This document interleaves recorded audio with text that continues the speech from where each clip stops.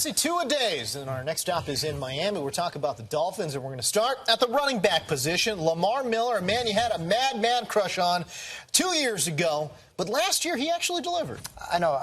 Should I even talk about him? I don't want to jinx him or anything like that. I loved him. He didn't have a good year last year. Didn't talk about him much. He had a big year. But you got to expect good things from Lamar Miller. He's not going to be the second coming of Edgerrin James, for example, another alum from the U. But he is going to see the lion's share of the carries in that backfield. And forget about Jay Ajayi. He can't pass block. He's fourth on the depth chart right now. Yeah. Damian Williams looks like he's going to be the handcuff for Miller. I draft him probably in the fourth round as an RB2. You know what I really like about Lamar Miller?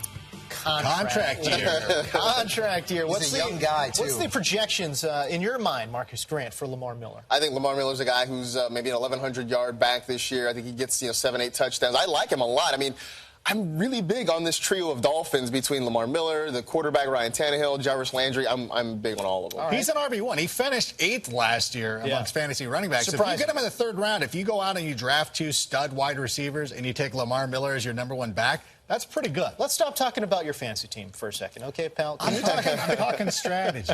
Well, talk to me about Ryan Tannehill, again, a top 10 fantasy quarterback last year. Does he do it again this year? I certainly think so. He's got a lot of weapons around him. Jarvis Landry is just going to continue to get better. They brought in Devontae Parker, which should be an upgrade over Mike Wallace because he actually catches the ball. He actually puts in an effort. How dare you? No, that's one of the things that I really like about receivers is when they put in an effort to catch the ball. So his completion percentage should go up greatly. So Tannehill's one of those guys that you look at, you don't really think of like in the midst of the elite fantasy quarterbacks, but when you look at the numbers at the end of the year, you're like, oh, wow, he was pretty good. Marcus, fantasy hipster, man, just absolutely loves Jarvis Landry. Are you a fantasy hipster on this one? I am a fantasy hipster with my horn-rimmed glasses and my skinny jeans. I'm all about it. I mean, we talked about the other LSU wide receiver a lot, Odell Beckham. But who's that? Yeah, I know. Some guy, I don't know. But anyway, Jarvis Landry, I love what he offers. I think he's going to be the #1 receiver there. Rank mentioned Devontae Parker, who, if he can get healthy, can certainly be a help. And I think having Jordan Cameron, if Jordan Cameron can stay healthy in the middle of the field, that's somebody else to take the defense's attention away. But I think Jarvis Landry is poised for big things. And Laser likes to throw the football. Yeah. They lost over 110 targets with Mike Wallace going to Minnesota. And Landry's a guy who last year quietly had over 80 catches. PPR boon kind of guy.